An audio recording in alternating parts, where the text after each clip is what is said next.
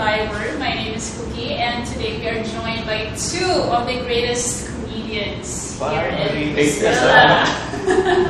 Yes, Chris, consider yourself a part of it. Sorry, we don't want Hi, the term. Unson. We don't like the term greatest. Why? Why is that?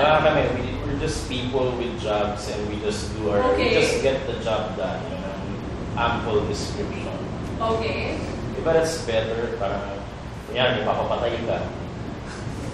Is this guy good? Kunyari, I have this guy, Gio Rispal. He's a riding and tandem expert. So is he good? Well, he's never been caught. So, di ba? Yun lang yung concern. Okay. But if you say, Gio Rispal is the greatest riding and tandem killer, parang pressured siya ngayon, di ba? So, Okay, guys. My first question to you is, when did you find out that you can actually make people happy? I don't make people happy. You don't? Wala akong emotion. You're a comedian. I guess no emotion. Wala akong emotion. I'm a robot. No, I'm kidding you. No, happy? When I was a kid, growing up, I grew up with a lot of cousins. Tapos, we go out, we go to the beach, ganyan.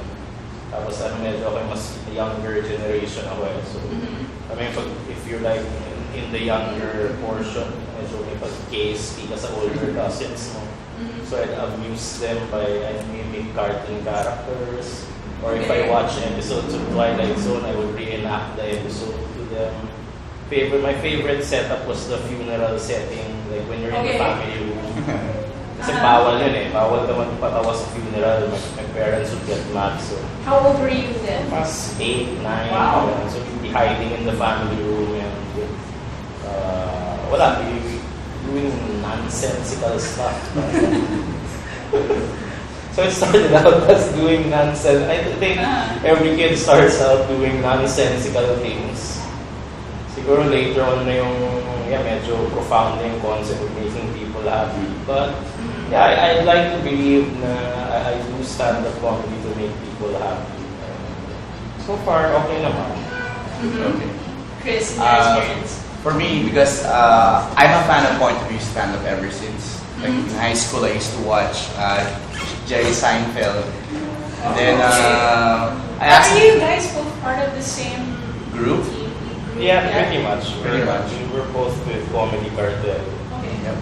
So I bumped into Comedy Cartel. I saw a video of Mike Unson. Bump and stalk mo kami sa face. Kind of like that. Then I watched one of their shows, and Mike was kind enough to mentor me. Wow. So right now I'm here doing shows with him. Kasi ano siya, sumabay ako sa kanya pauwi. And that started from that. That starts from there. And it blossomed into a taga-malabog ka ba? Pero ako daan sa Makati. Mike found an opportunity eh. Okay. Nakakatamad na mag-drive, ang traffic, diba? Kaya dito, walang parking sa labas, diba? So, Exact. Kaya ngayon parang nagdo-double thoughts na ako. hindi, makakabaya mo, binila na kita ng chauffeur ka. Chris, do you think you're funny? Maybe. Well, my mom thinks I'm funny, so I started from that Okay. perspective. What about other people? What do other people say about you? Most of my friends don't laugh at my jokes, so Because they know you too. they know me as a serious type of person. So nung nalaman nila, oh, you do stand up, parang nakakatawa. Why choose comedy? Because like what I said, I'm a fan of point of view stand up, and in the Philippines, I think it's not yet that much known. So it's kind of like I'm doing this because I love the craft. So I want them to know that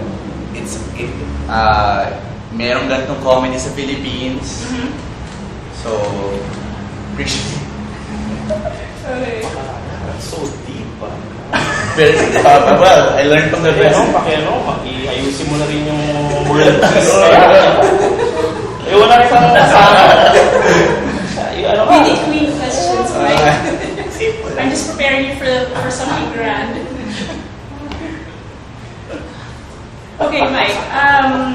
You've been in the industry for a long time now. Like, how many I years? lost count, now 12 years. 12 years. Turning Wow. 13 in Feb, actually. Do you consider doing this for like a lifetime? Parang that's the only way to do it. Kasi my philosophy is you either do it or you don't. Parang you can never just drop something unless you're Bart Simpson. Diba yung closet ni Bart Simpson, puro mga lumang gamit na mga hobbies that he didn't really pursue. Parang Yes. when you do something like ako, I'm a stand-up comedian. Parang it's a 24/7 thing. I'm not saying that I'm funny the whole day. I'm constantly working on something. I'm fixing a joke in my head. I'm people watching. So it's a 24/7 kind of thing. Even if I'm not performing, I'm still looking at ways to create new jokes or fix old jokes. It's a never-ending process, and that's how you differentiate the people who are.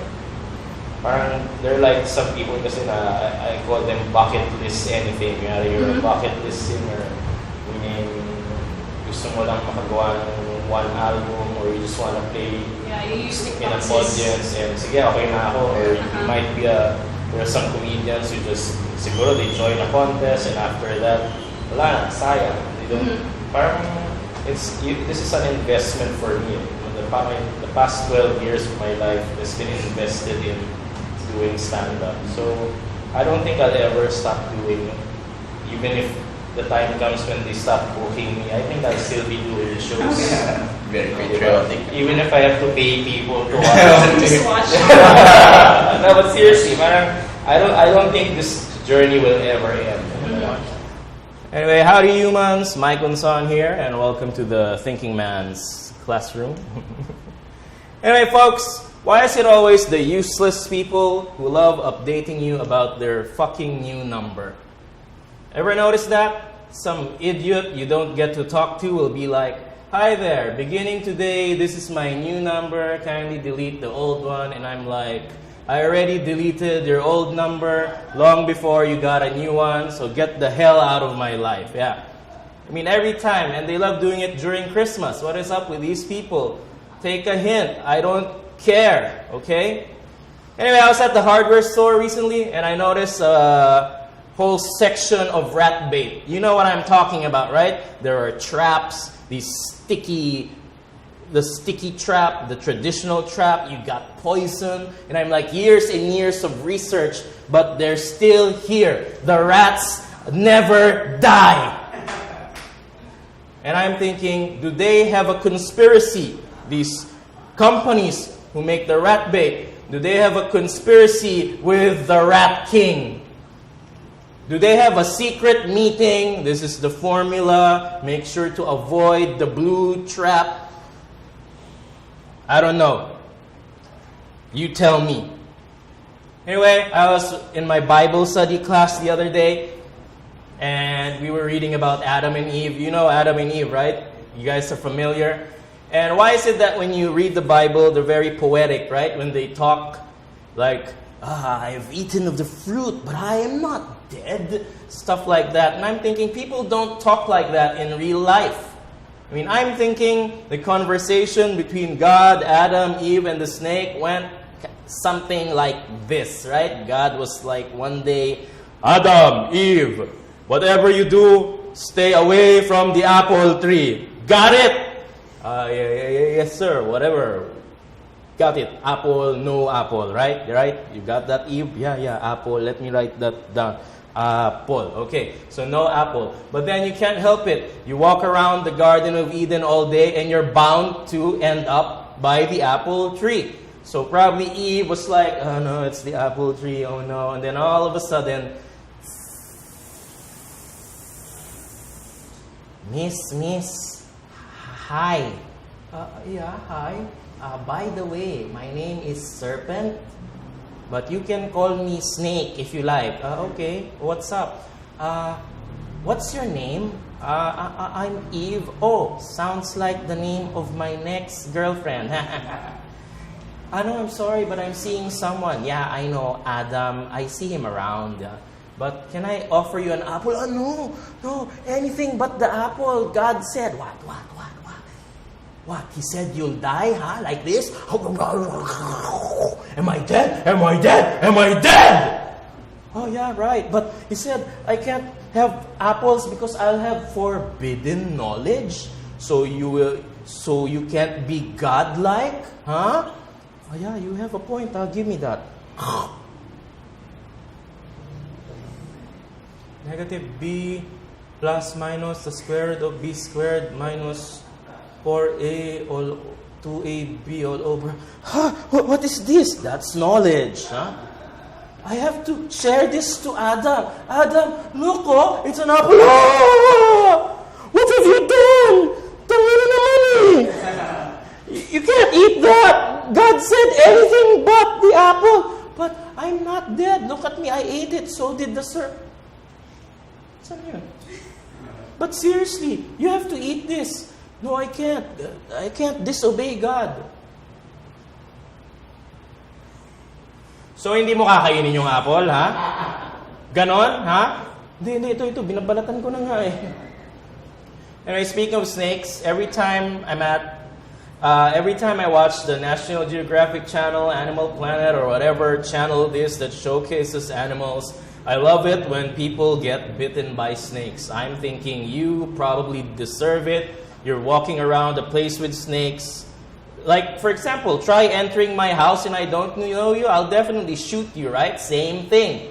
You're in the snake land and they'll bite. And it's annoying when these snake wranglers even show off. You know what I'm talking about, right? They pull the snake by the tail, and this is a dangerous cobra, and one drop of its venom can kill me, but I'm handling this masterfully. And then they put them in these Tupperware-looking boxes. And I love it when they get bitten. And they'd be like, I got bitten right now. I'm going to the hospital, and in about an hour I could die. Oh no, look at this traffic. And one thing I realized about snake bites is you need to get the antidote, right? If you get bitten by a snake, you need the antidote. That's logic. But the problem with antidote is they're very snake specific. You get bitten by a certain snake, the antidote has to have components of that or venom from that snake. Otherwise, it's not gonna work. So yeah, that's fine if you're into snakes. But what if you don't know anything about snakes and you get bitten by a snake? And now you're in the ambulance and the nurse is like, sir, sorry but can you tell us what kind of snake? Hindi mo ba ako lalagyan ng antidote? Yeah, that's the thing. We don't know what antidote to give you because there are hundreds of snakes. So, can you tell us what kind of snake? What? The name of the snake? You think I bothered to check? My God, I'm dying here! Don't you see the phone? And I'm like, what now? What kind of solution will they give? Or maybe they do have a solution. Maybe while you're dying and you're trying to argue with the nurse what kind of snake bit you, the doctor's gonna be like, oh, this is your lucky day, Mr. Respal, because our friend Leonard, Leonard po, sir, he is our resident snake sketch artist. And all you have to do is tell him what kind of snake, what did the snake look like? Mr. Respal, ano bang itsura nung snake? May parang ganun eh. Sir, baka pwedeng bilisan natin. Shh! When will you make an end? When I'm finished! Di ba tapos?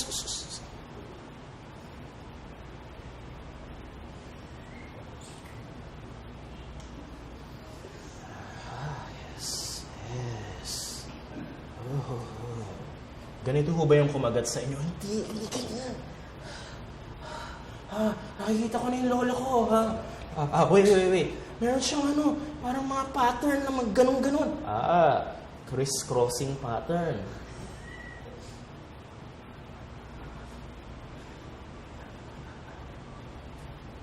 Ganito ho ba yun? Hindi.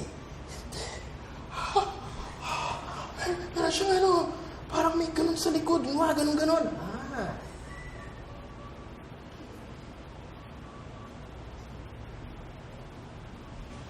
Ito ho ba yan? Hindi ba magkakaintindihan eh? Wait, meron tayong last solution. Ito yung ating snake lineup. Pakituro na lang sa number 3. Ikaw. Bakit ako? Anyway, some idiot recently mentioned that the MRT is a pleasant ride. Did you hear this guy? Did you hear this person, this imbecile of zero intellect? The MRT is a pleasant ride. Wow! Bravo! But seriously, the MRT is anything but a pleasant ride. Unlike in other countries, like Hong Kong, for example, that's a pleasant ride. You enter the MTR and they have these voiceovers, although they're not as intelligent as us, obviously, because they have to tell you everything. Things like, welcome to Liking Station. Please mind the gap. Doors will open to your left. Next station, Meifu. Ninghing Hongwa, Liking Station. Automacy Chang Chang, Meifu, yeah. See, that's how they do it in Hong Kong. But in the Philippines, no. We don't need that kind of crap because we guys are intelligent. See, we call our MTR MRT because we have the sense to know that the R goes before the T, right? And when you ride the MRT in the Philippines, you will definitely not hear those voiceovers from Hong Kong because all you hear is a gush of wind. Guadalupe Station. Jimmy Kamuning. Nobody has to tell me that my doors will open to my left. I'm pretty sure because on the other side is a wall.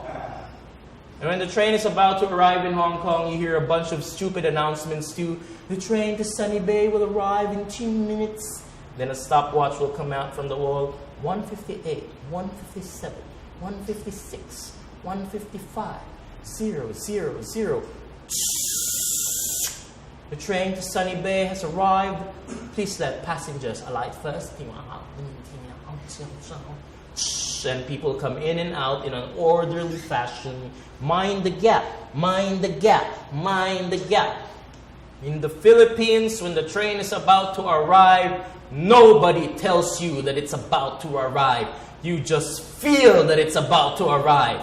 You may decide to ask around, Guard! Anong oras ba narating ang train? Sir, ito na! Nararamdaman ko na po! Ay, tabi kayo sa ano ba? Hoy, ikaw ay nakabackpack! Kanina ka ba? Hoy! Ano ba? Then the train opens up, but nobody really leaves the train because they're all looking at you like this.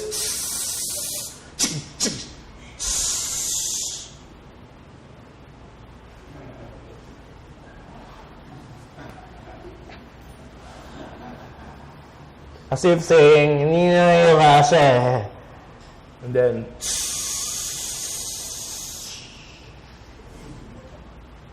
oh no, not again.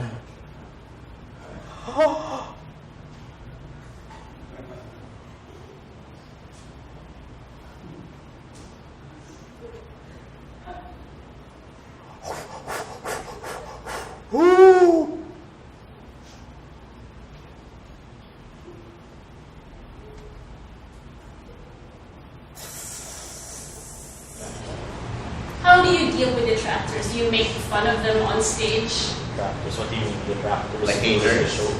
Like, yeah, Heckers. during a live performance. I've been fortunate enough not to have too many of them in my 12-year run. Once or twice. And normally you just confront them.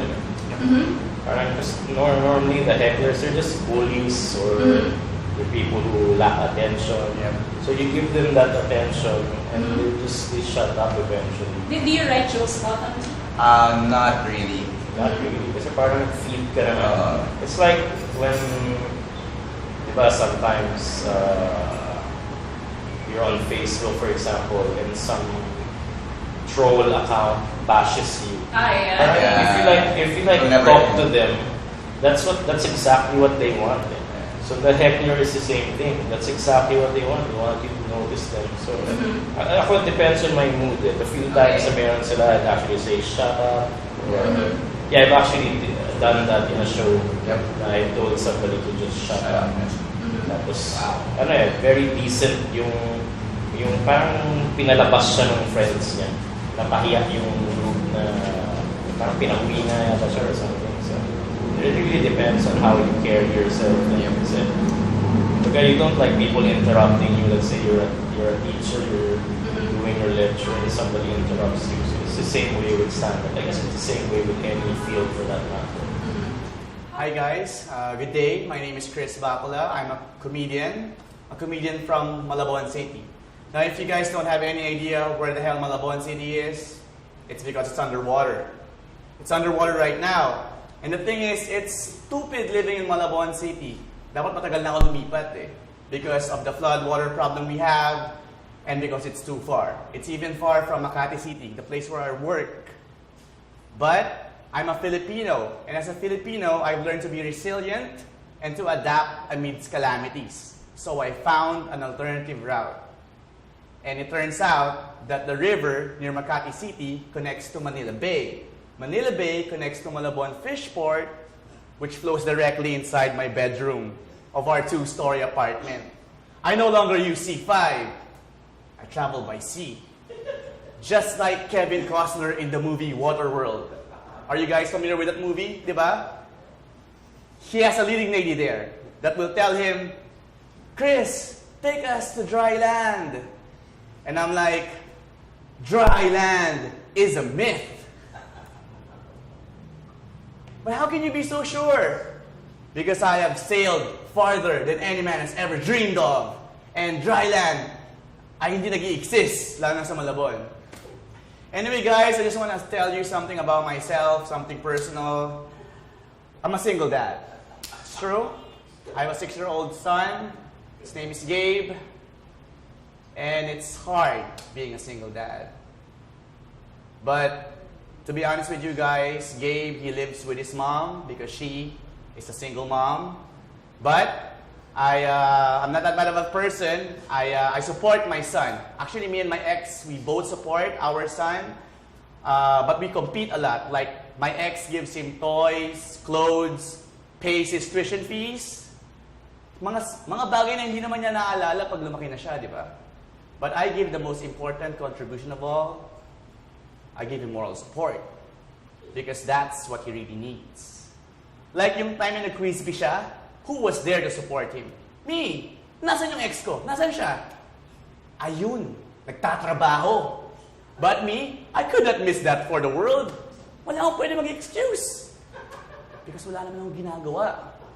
Kundi mag-Tinder, mag-club, and maghanap ng work in the future, eventually. But, like I said, I'm not that bad of a dad. My son just turned 6. He celebrated his birthday. And, like I said, me and my ex, we compete a lot. So, he gave him toys. A birthday cake. Nag-hire siya ng mga clowns. Diba? So, ako hindi ako nagpatalo. You know what I give my son? I gave him the best birthday song. I sang him the best birthday song ever. Happy birthday to you. This is your day.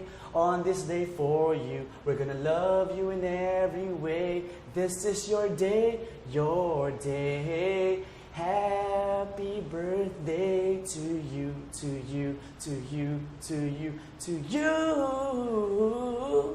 Oh, anak, Daddy has to put down the phone na. Pero Dad, ako naman yung tumawag eh. Nak, kasi choppy yung line. And that's it for me. My name is Bacula. Thank you for watching. Thinking Man's Classroom.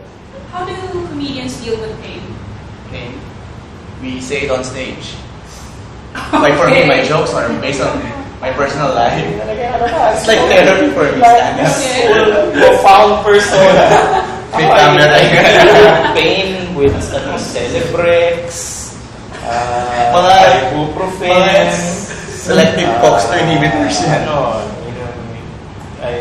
For migraines, naproxen, non-steroidal anti-inflammatory drugs. By engaging my soul in intellectual debates about nature. I like this guy.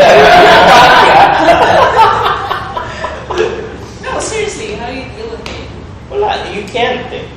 Like how I performed through, I'm having a kidney stone attack one time and I'm doing a show. It's uncomfortable, but you got to do it. Somebody paid you to perform. Some guy paid the entrance to watch you, drove all the way from wherever. And you can't be giving excuses. Yes. So pain, whether it's an emotional kind of pain, bottom line, when I get up on stage, I just forget about parang whatever personal thing I have is secondary. I might be able to use the emotion behind it, but to actually talk about it, maybe maybe very discreetly in joke form, but it shouldn't matter. Right? It's a kind of thing that, bottom line is you're the guy in front of the audience, tasked to make them happy. So your personal problem shouldn't be their problem. Yes. Unless you are clever enough to integrate it into the outline of your set and draw inspiration. Maybe you can draw inspiration from it, but to actually let it bother you, it's a no-no. Do you consider yourself sensitive beings? Yeah, that's one of the reasons we do stand-up. Because we're sensitive to a lot of things. The things we observe, things that we think that is absurd. Diba? Sige, tuloy mo yan.